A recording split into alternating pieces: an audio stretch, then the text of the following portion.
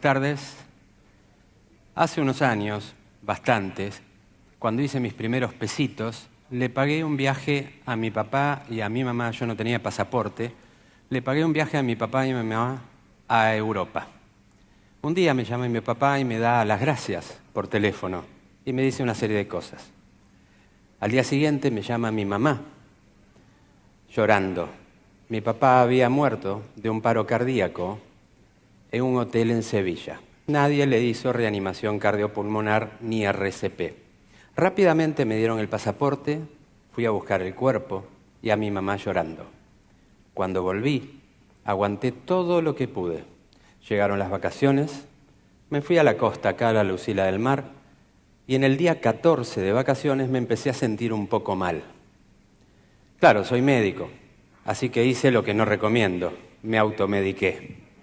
No anduve muy bien. Entonces pasaron los días, seguía sin andar muy bien y me empecé a auscultar. Me puse el estetoscopio, dije, diga 33, empecé a revisar un lado del pulmón, el otro, y la verdad que como médico no tengo la tranquilidad de la ignorancia y me diagnostiqué un derrame pleural. Fui y me saqué una radiografía que confirmó el diagnóstico presuntivo. Volví a Buenos Aires, se hicieron una serie de diagnósticos, no voy a ahondar en estos detalles porque no importa, pero lo cierto es que tuve un diagnóstico de tuberculosis pleural. ¿Qué me había pasado? Había sufrido, y el sufrimiento tiene otro nombre que se llama estrés.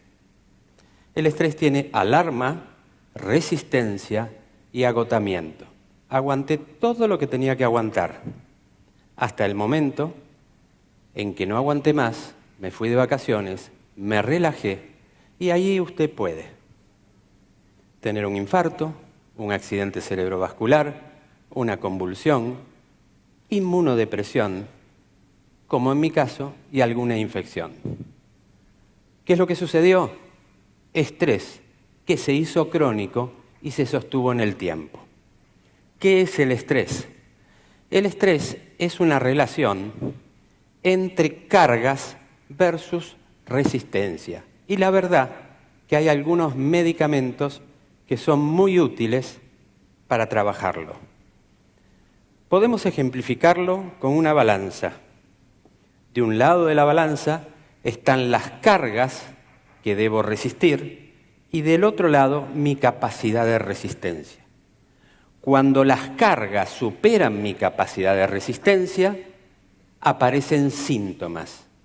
Síntomas que me hacen sentir, que hacen entender, que mi cuerpo me envían en términos de información. Esas cargas son, en definitiva, como un camión que lleva cargas habitualmente, como si fuera este, que puede llevar una, otra y otra carga, trabajo, familia, temas existenciales, dudas, presiones externas, la sociedad, los piquetes o lo que quieran de afuera, pero sobre todo lo que está dentro de uno. Esas cargas van superando nuestra capacidad de resistencia hasta un día que la superan. Entonces la carga supera esa resistencia y el fiel de la balanza se inclina hacia el lado del estrés, apareciendo entonces signos y síntomas. ¿Qué es un síntoma? Un síntoma es un dolor de cabeza, fiebre, dolor de estómago, falta de aire, nerviosismo, insomnio. Cualquiera crean ustedes que es, puede ser un síntoma. Pero para nosotros, quienes trabajamos en esto, un síntoma no es un síntoma. Un síntoma es información. Cuando vos venís al consultorio y me decís tus síntomas, yo no lo siento. Empatizo, pero no lo siento. Pero para mí es información y hago diagnóstico. Y la verdad es que el médico que tenemos más cerca somos nosotros mismos. Por eso debemos escuchar los mensajes del cuerpo. La primera etapa del estrés después que consideremos que todo síntoma, y me gustaría llevarlo hoy de acá, cuando les duele la cabeza, sepan que duele la cabeza, cuando tienen acidez de estómago, tienen acidez de estómago, cuando tienen dolor de espalda, tienen dolor de espalda. Pero aparte de tener esas tres cosas, tienen información que el cuerpo les está enviando para que sepan que algo sucede. El estrés comienza con la percepción. La realidad no existe sino desde nuestros propios procesos mentales. Es decir, la realidad es lo que yo creo que es. Y eso se llama percepción, que no es la realidad, sino mi interpretación de la realidad. Cuando percibo una situación estresante, cuando creo que algo me empieza a estresar, lo primero que va a suceder es que cambio de conductas y cambio de hábitos. A lo mejor el que fuma más va a empezar a fumar más porque lo va a tener como conducta compulsiva, no sustitutiva. Entonces el que fumaba 10 va a fumar 20. Yo no fumo, pero pedí esto prestado. Le voy a devolver el dinero a quien me lo prestó y le voy a hacer un favor rompiendo esto. Lo cierto es más, me dieron 2, lo voy a hacer con un segundo. Sé que aumentaron, pero se los voy a pagar. Pero eso puede pasar como conducta compulsiva no sustitutiva, y el que come puede comer más. El que se droga se puede drogar más. El que toma vino, alcohol o lo que sea puede tomar más como conducta compulsiva no sustitutiva, y estamos entonces en esa segunda etapa del síndrome del estrés. Primero percepción, después cambios de conductas y hábitos, y si no compensé mi situación de estrés, voy a manifestar síntomas. Cada uno de nosotros tiene síntomas distintos. Algunos será dolor de cabeza, otros miedo, otro insomnio, otros dolores musculares, otro alteración en la concentración, juicio, memoria, otros acidez gástrica. Cualquier síntoma, lo que pasa que cada uno de nosotros en general tenemos 1 o 2 síntomas. El síntoma que a lo mejor era palpitaciones, si no compenso el estrés, va a terminar siendo enfermedad. Esto es lo que vemos en ese gráfico, que es la cadena del estrés. Percepción, después si no lo compenso, conductas y hábitos, fumar más, rascarme más la nariz, si tengo mal carácter me pondré peor, y así sucesivamente hasta que aparece un síntoma, acidez gástrica, insomnio, el que quieran ustedes, alteraciones del ciclo ovárico, el que quieran. Y después de esos síntomas, si no compenso el estrés, llego a una situación de enfermedad. En definitiva, el estrés es una relación entre cargas y respuesta. Es la mochila que llevo. Un mochilero lleva una mochila adecuadamente y tiene su día normal. Pueden pasar 2 cosas. Que un día la mochila sea muy pesada, o puede pasar que un día, con el mismo peso de la mochila, él pierda fuerza, porque es más grande, por lo que fuera, o ambas cosas al mismo tiempo, y el peso de la mochila supera la capacidad de resistencia, aparecen los síntomas de estrés y se condiciona la posibilidad de padecer una enfermedad. Pero lo primero que sucede en el caso del estrés es que no somos felices. Lo primero que sucede en el estrés es que la persona no es feliz.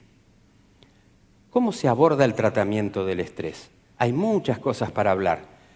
Como dice ahí, hay un aspecto médico, hay diagnóstico, hay moléculas, hay sustancias, hay tratamientos, hay cosas para hacer.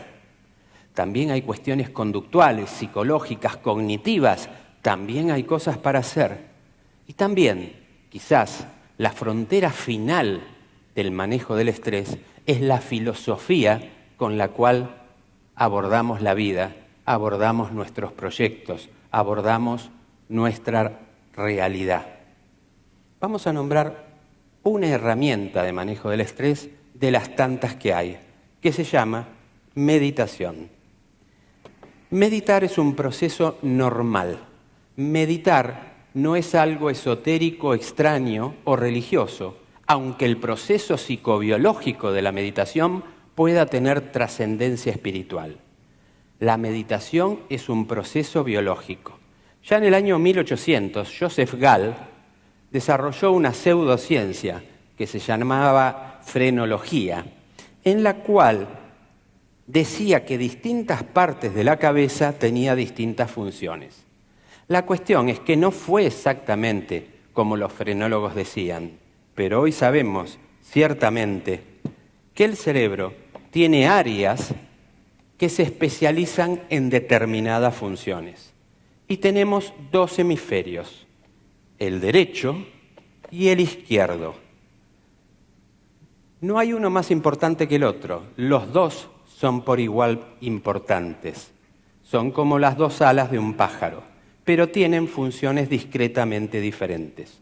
El izquierdo es lógico, matemático, secuencial, analítico, racional, ejecutivo.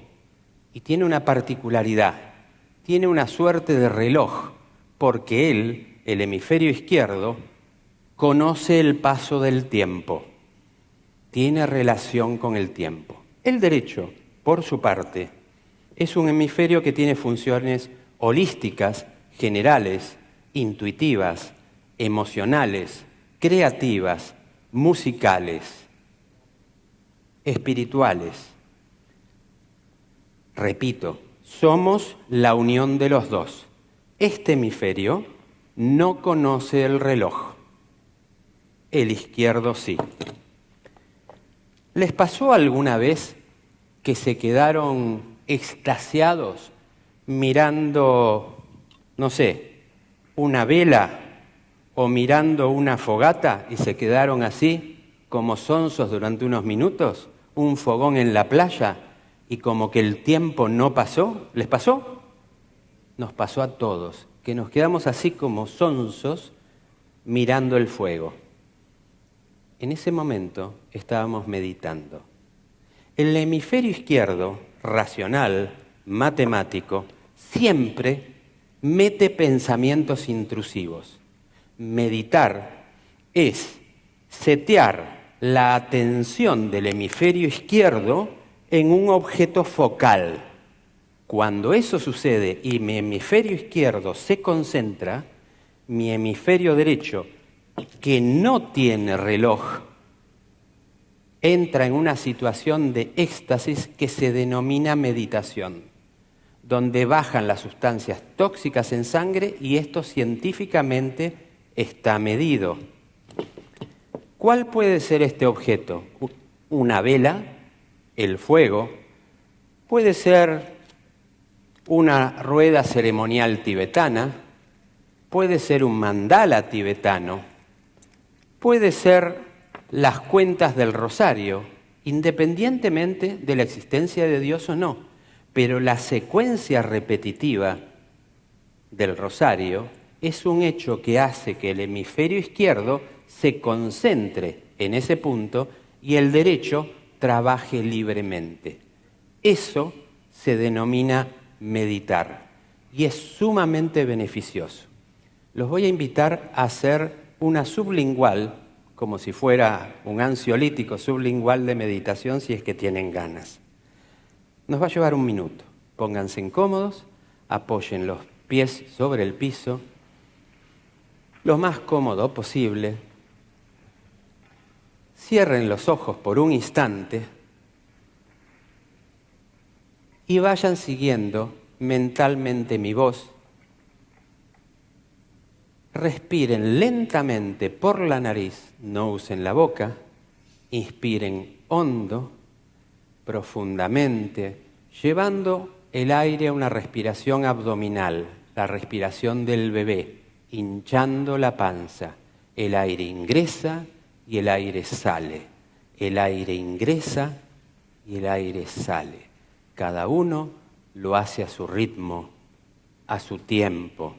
Lo disfruta y se concentra en ese proceso respiratorio.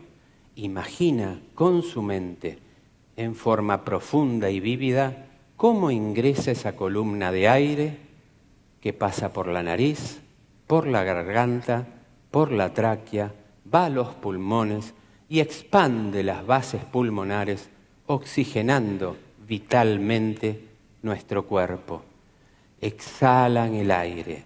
La inspiración puede llevar 1, 2, 3, 4 y la expiración un poco más larga. Y lo volvemos a hacer una vez, lo volvemos a hacer otra vez. Y en la medida que nuestra mente esté concentrada en ese proceso respiratorio de inspiración y expiración, nuestro cerebro, el hemisferio izquierdo, se estará concentrando en él, permitiendo paz, serenidad y armonía. Ahora, a nuestro propio tiempo, deseo y voluntad, vamos a volver muy lentamente al aquí y a la ahora. Cuando lo crean conveniente, pueden ir abriendo los ojos y se conectan con este momento. Esto es meditar y esto da paz, serenidad y da calma. La verdad es que la meditación es un proceso biológico concreto que, entre otras cosas, permite tratar el síndrome del estrés. Es un excelente medicamento, no tiene efectos adversos y no se compra en farmacias. Gracias.